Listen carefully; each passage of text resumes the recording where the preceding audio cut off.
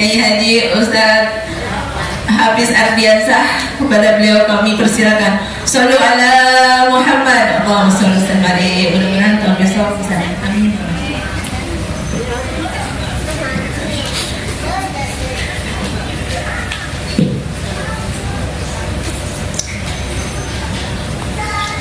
Assalamualaikum warahmatullahi wabarakatuh.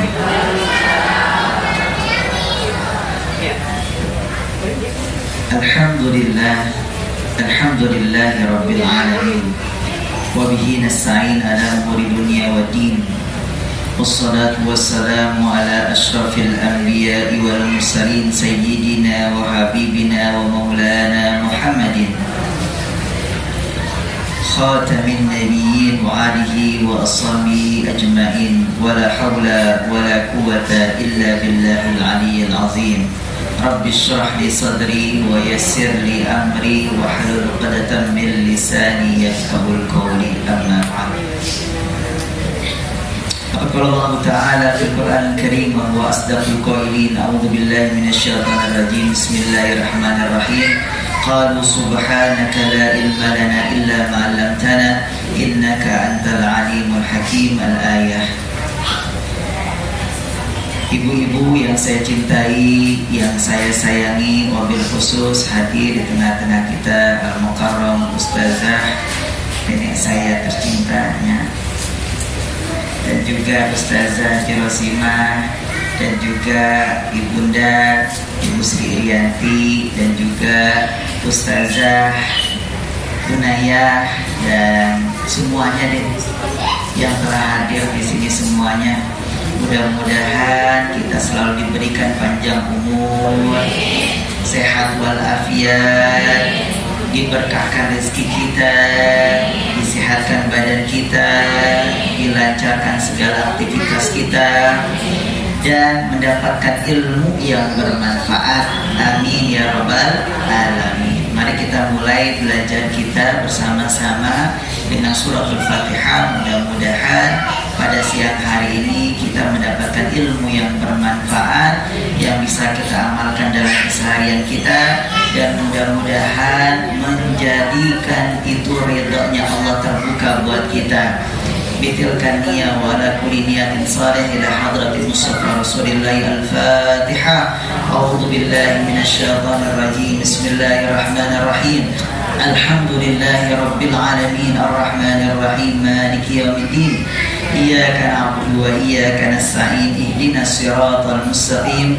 Siratal ladzina an'amta 'alaihim ghairil maghdubi 'alaihim waladdallin. Amin. Bu, apa kabar Bu semuanya? Alhamdulillah. Masih belajar kita mengenai tentang kitab Safinatun Najah ya. Mudah-mudahan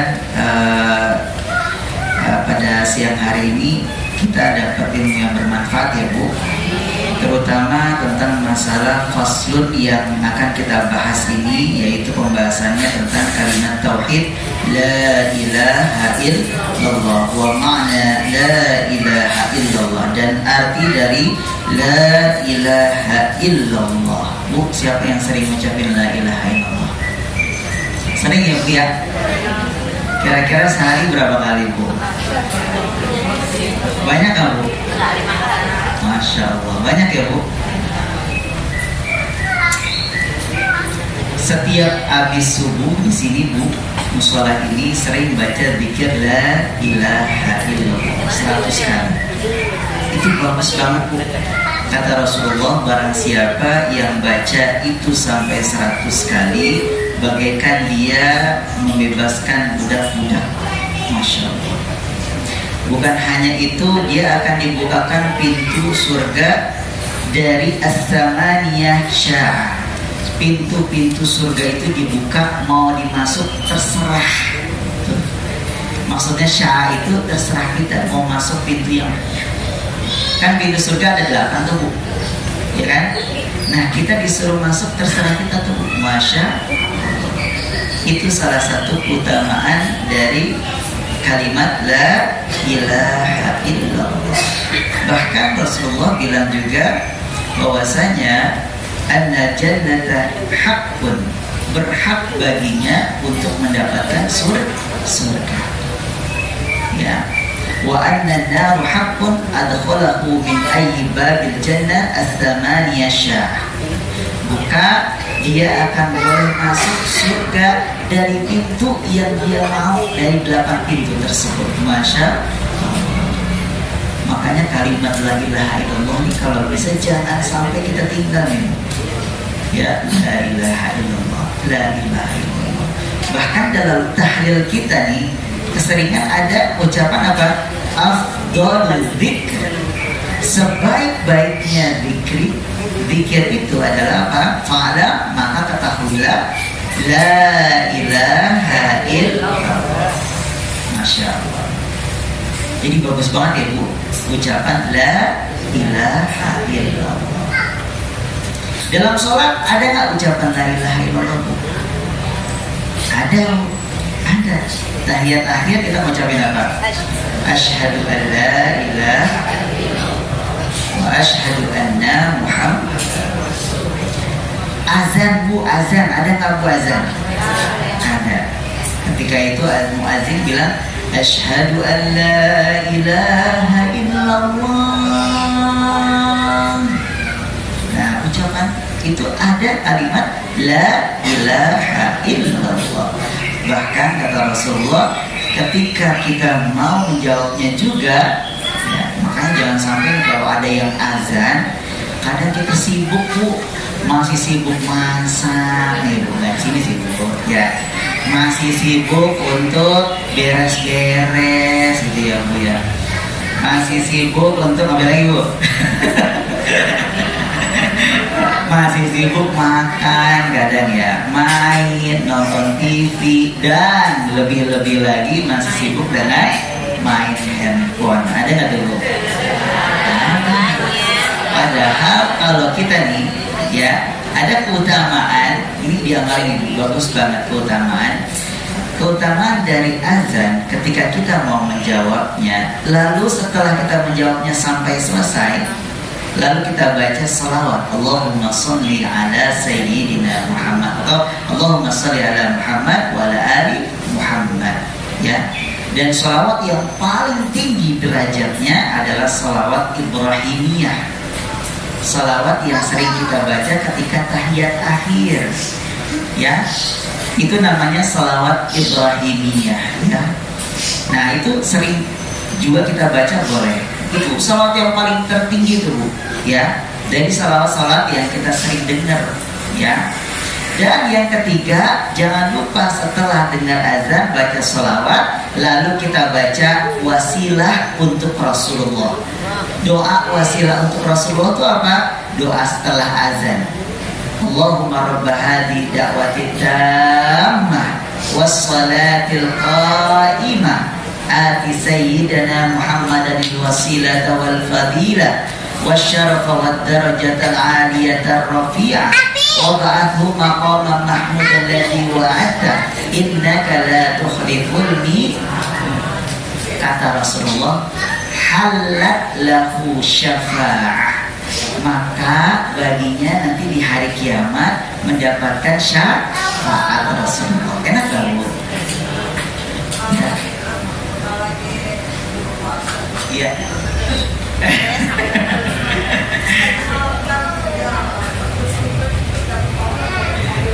Kalau lagi puasa memang pengecualian, emang disuruh langsung buka kan Bu. Bagusnya azan langsung buka Bu ya.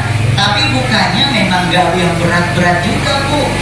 Karena kadang kita ngomong nasi Bu, nyendok nasi Bu, nasinya bukan satu piring ya, 2 piring Bu, 2 kali campur Bu.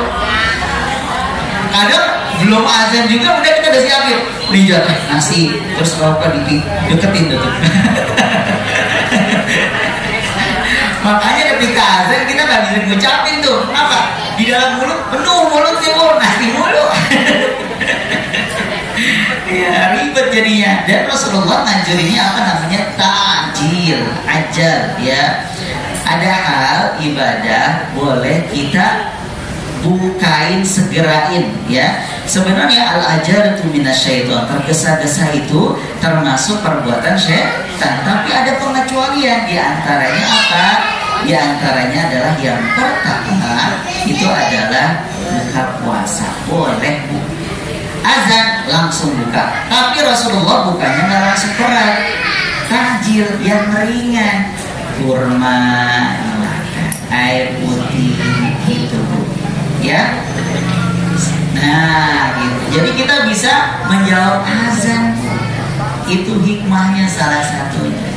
Tapi kalau langsung yang berat Bu, langsung yang berat tuh mulut kayaknya penuh, lauknya ada di sebelah kanan, nasinya sebelah kiri.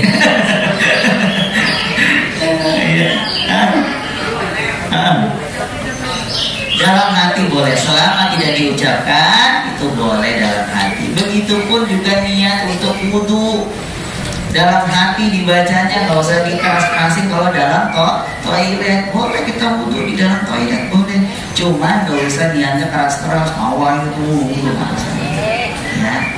Baca bismillah dalam hati, baca niat, lalu kita mulai wudhu, lalu ketika keluar baca doa setelahnya ya gitu. Nah itu dia diantaranya tentang masalah la ilaha illallah. Tolong mau diamali tadi, amalan yang ringan, tapi terkadang kita ngeremehin hal tersebut. Menjawab azan, sholawat, lalu membaca doa setelah azan. Itu namanya doa wasilah untuk Rasulullah. Halat ibu, halat lahu syafaat. Langsung Rasulullah bilang, baginya syafaat aku. Subhanallah. Dan menurut riwayat, ketika nanti di padang mahsyar nih Bu, Rasulullah tuh hanya Nabi kita Muhammad SAW yang bersujud. Lalu Allah berkata, ya Rasulullah, ayo bangkit, jangan sujud. Lalu kata Rasulullah, aku akan bangkit kalau engkau mau menolong aku dan umat. Subhanallah, saking sayang. Ayo bangun, terserah kamu mau beri syafaat siapa yang kamu mau. Subhanallah, itu Rasulullah.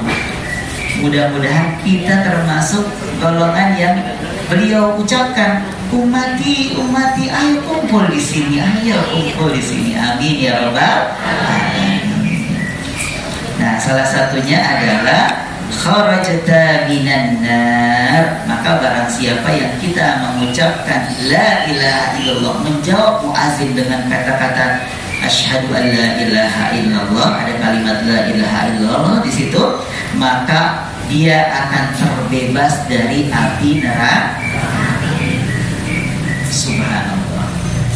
Pernah dengar gak doa yang doanya begini, Allahumma khtim bi husnil khatimah? Pernah dengar Bu? Salah satu orang yang meninggalnya husnul khatimah, dia bisa mengucapkan la ilaha illallah ketika di akhir hayatnya. Man qala la ilaha illallah fi akhir hayati, maka dia bisa masuk ke dalam surga. Tapi susah Bu, karena kalimat la ilaha illallah di sini berat kata-katanya. La nafyun di sini adalah peniadaan, ya, tidak ada. Ilaha di sini artinya Tuhan yang kita sembah. Tidak ada Tuhan yang kita sembah, tidak ada tujuan yang kita tuju untuk ibadah illa, kecuali siapa? Allah. Illallah, kecuali yang paling benar adalah Allah Ta'ala. Nah, tadi kan saya sebutin la ilaha di sini adalah bisa diartikan sebagai Tuhan, atau kita tujuan untuk ibadah kita itu adalah ibadah. Makanya yang kita lakuin di sini adalah ucapan kalimat la ilaha illallah di sini adalah tauhid. Tauhid itu karena Allah pengen tuh satu-satunya aja, gak pengen diduain.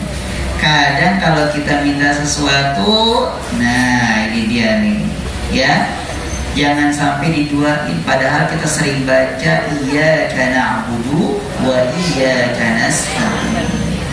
Hanya kepadamu lah ya Allah yang aku sembah, dan hanya kepadamu lah aku meminta pertolongan. Jangan sekali-kali mengharap kepada manusia. Terkadang sakit hati kita, kecewa hati kita.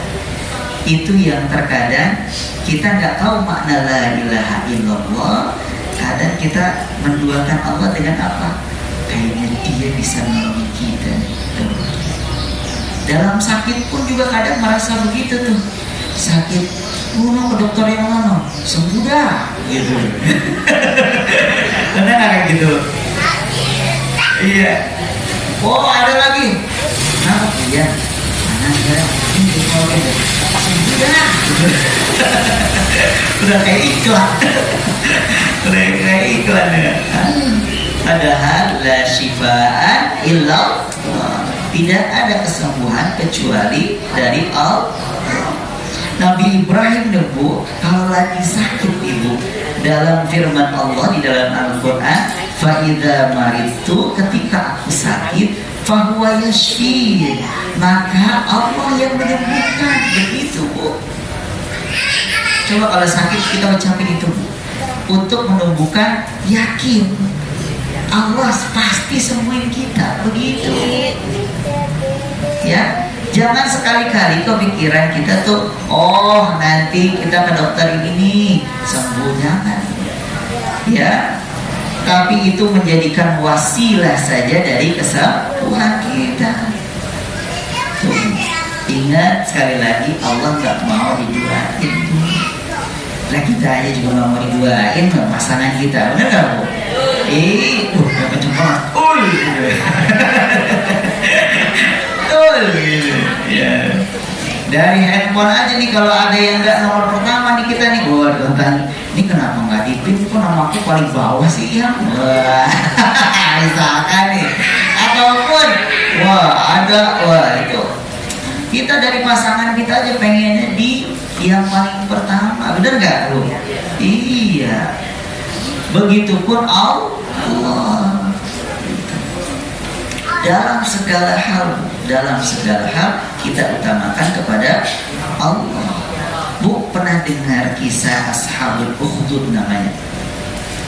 Dalam Al-Quran itu ada kisah Ashabul Ukhdud, seorang anak ataupun seorang bocah yang disuruh belajar sihir dari seorang raja yang zalim yang ngaku dirinya sebagai Tuhan. Jadi raja ini punya penyihir hebat banget. Penyihir hebat ini bilang sama raja begini, "Hai raja, aku sudah tua renta, bentar lagi meninggal." Dia udah tahu meninggal ya. Bentar lagi mau meninggal. Suruh siapa kek belajar tentang ini biar menggantikan aku. Baik, nanti aku akan utus. Nah, diutuslah anak kecil ini, ya.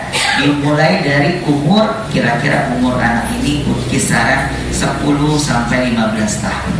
Berangkatlah anak kecil ini untuk kemana? Menuju penyihir tersebut. Ternyata di tengah-tengah perjalanan dia ketemu dengan seorang ulama, seorang yang dekat sama Allah. Dia dengerin sebelum berangkat, sebelum nyampe ke penyihir itu, dia dengerin dulu tuh di tempat tersebut. Karena ketika dia jalan, kok untaiannya, ucapannya enak didengar. Akhirnya dideketin.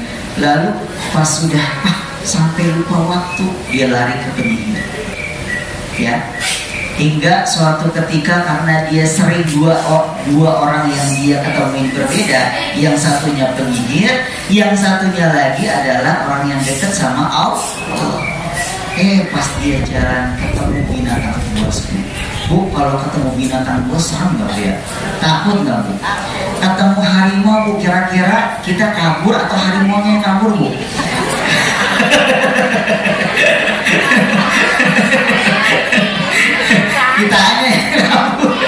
Kita aja yang kabur. Tapi anak kecil tinggal loh. Dia penuh dengan keyakinan ambil batu bu, ambil batu, dia ucapin gini, kalau memang yang paling benar adalah mendekatkan diri aku kepada Allah, buktikan ya Allah. Tapi kalau misalkan ini gak benar, maka tunjukkan. Dilemparlah tuh batu karena singa tersebut atau harimau tersebut. Langsung jatuh pingsan mati. Subhanallah. Yakin dia, yakin. Ternyata yang dia ucapin apa? Kalau ini benar, aku melempar itu berhasil mengalahkan dia, mengalahkan harimau tersebut, maka aku akan beriman kepada Allah. Ternyata dengan tersebut dia jadi beriman, malah dia larinya ke ulama tersebut yang dekat sama Allah. Diajarinlah tentang tauhid, tentang Islam, tentang iman. Kuatlah dia iman tersebut. Sampai suatu ketika raja ini bilang, dia anak gak pernah balik-balik lagi kemana ya. Akhirnya salah satu temannya yang buta ngabarin, katanya ada di sebelah sana yang ketika itu bisa sembuhin penyakit. Ternyata nih anak ini dikasih karomah sama Allah. Karomahnya apa? Bisa nyembuhin orang-orang yang sakit. Lalu dia bawa tuh temannya raja ini dengan hartanya yang banyak. Lalu dia berkata, wahai anak, aku tolong sembuhkan aku. Kata anak ini apa? Bukan aku yang sembuhin, tapi Allah. Berimanlah kepada Allah, maka kamu akan disembuhkan Allah. Beneran? Iya benar. Langsung dia beriman sama Allah, lalu didoain sama anak kecil itu, lalu subhanallah. Itu teman raja balik lagi ke raja. Wah, mata saya bisa melihat, padahal dia buta. Mata saya kembali sehat lagi nih. Mata saya sehat lagi nih. Wah, senang gak tuh? Senang. Terus apa yang dia suruh? Saya beriman sama Allah, makanya itu beriman aja sama Allah. Bukannya malah beriman tuh raja, malah menyiksa tuh orang. Ya Allah. Hah? Saya disuruh beriman sama Tuhan? Enggak, saya malah Tuhan. Begitu bukan orang. Akhirnya disiksa dia karena dia tidak mengakui raja tersebut. Tuh temannya sendiri ada disiksa. Di mana tempat anak itu? Aku ingin mendatanginya. Akhirnya didatangi prajuritnya, ditangkap Tuhan. Ditangkap tuh. Anak itu ditangkap, lalu dia berkata, kamu, apa kekuatan kamu? Apa sihir kamu? Kok bisa-bisanya kamu sembuhin banyak penyakit? Di antaranya sahabat saya, matanya buta, dia sembuh. Bukan saya yang menyembuhkan, tapi Allah yang menyembuhkan. Makanya beriman sama Allah. Oh, rajanya makin engkau. Berani-beraninya kamu menyuruh saya untuk menyembah Allah, katanya. Wahai prajurit, bawa dia kemana? Ke sebuah jurang, lempar dia kalau masih beriman sama Allah. Dibawa tuh, ya anak itu dibawa ke tengah di atas gunung dan pengen dilempar jurang. Tiba-tiba doa anak kecil ini dijawab lagi sama Allah. Dia cuma mengucapkan, ya Allah, jaga aku dengan penuh keimanan keyakinan dia. Lalu gunung itu bergetar. Prajuritnya malahan yang jatuh ke jurang, bukan malah anak kecil itu. Dia balik lagi bu ke raja. Tuh kan, ya, aku sembuh lagi, aku selamat. Tadi kan udah aku lempar ke muka. Makanya beriman sama Allah, diledekin tuh. Ya, kesel lagi dia. Kenapa? Ya udah, sekarang aku akan menyuruh prajurit aku untuk naik perahu yang besar, lempar dia ke tengah lautan. Ternyata dia doa lagi ke anak kecil, ya Allah, jaga dengan penuh keyakinan, imannya kuat sekali kepada Allah. Pas di tengah-tengah lautan badai datang. Allah dengar doanya, badai datang hingga hancur tuh kapal, dibalikin sama Allah. Anak kecil itu selamat, dibawa angin dengan kayu yang kecil. Dia balik lagi ke raja dalam keadaan sehat walafiat. Tuh kan, saya masih hidup. Kerjain lagi.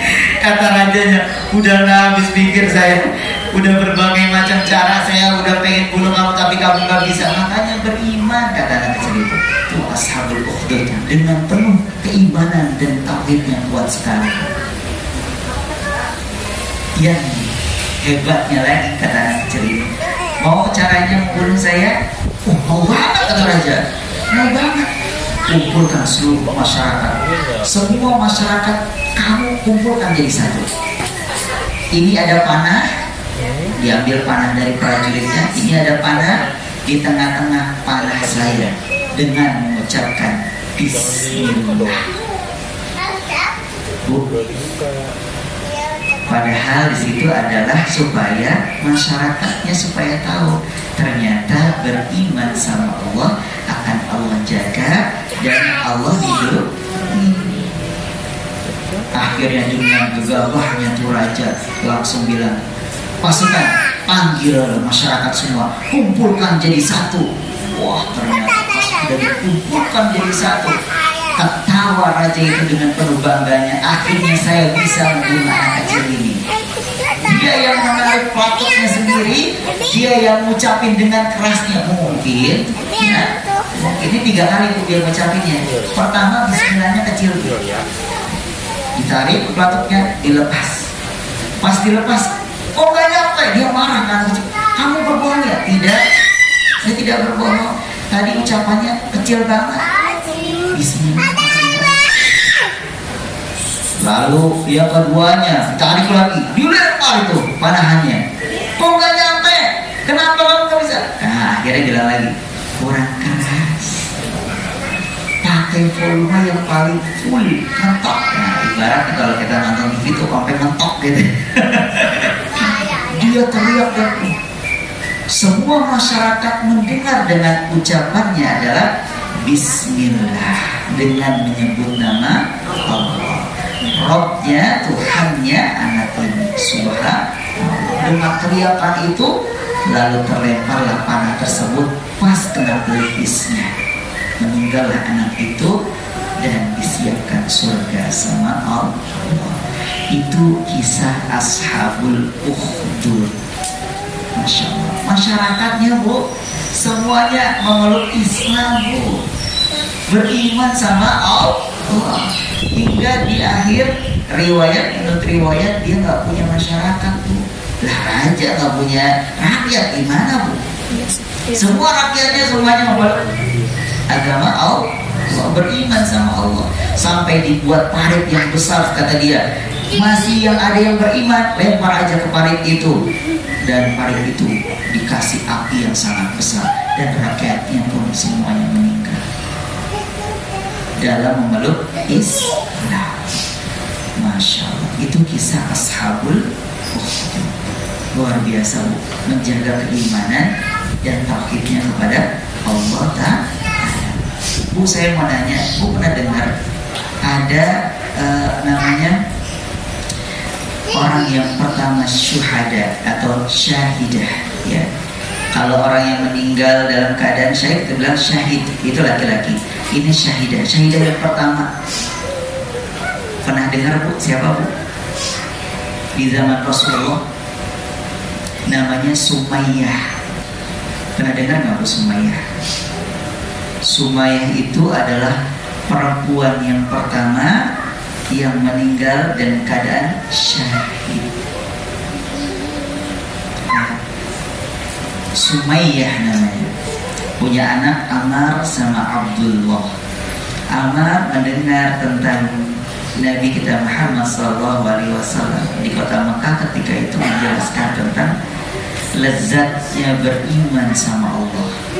Anaknya masuk Islam, dikabarkan kepada ibunya dan juga ayahnya.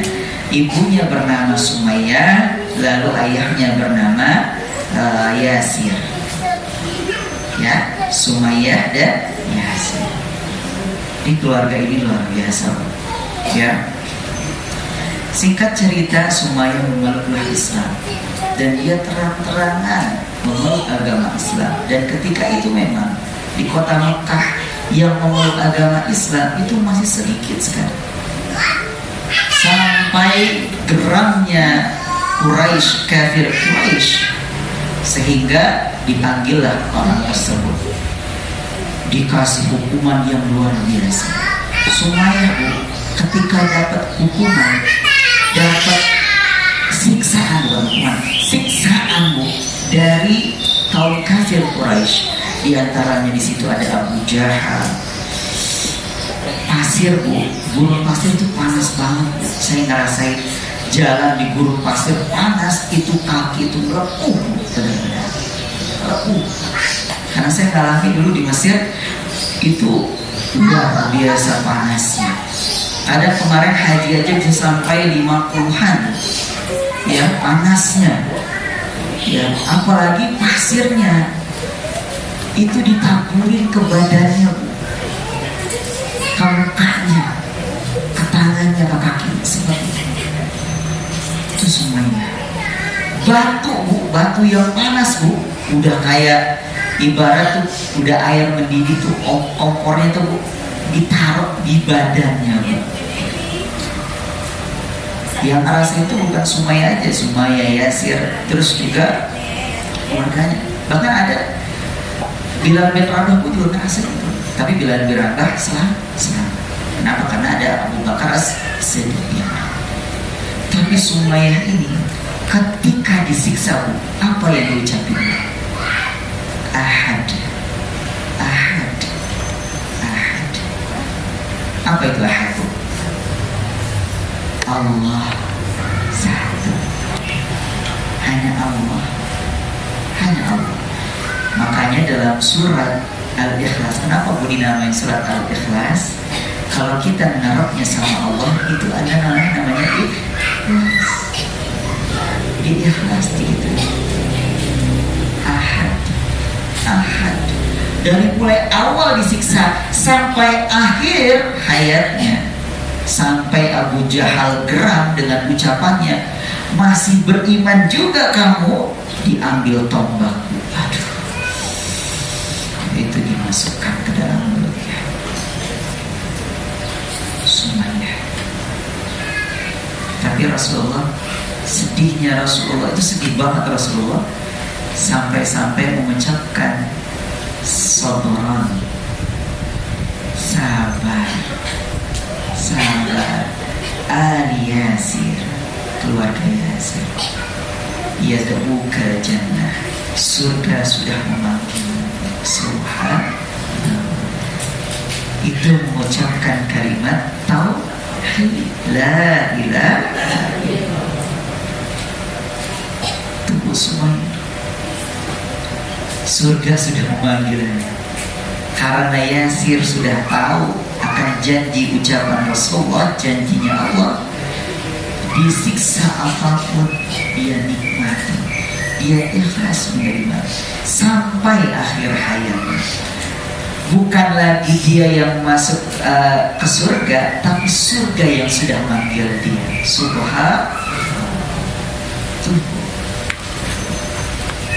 Mudah-mudahan kita termasuk golongan umatnya Rasulullah SAW dengan kalimat la ilaha illallah.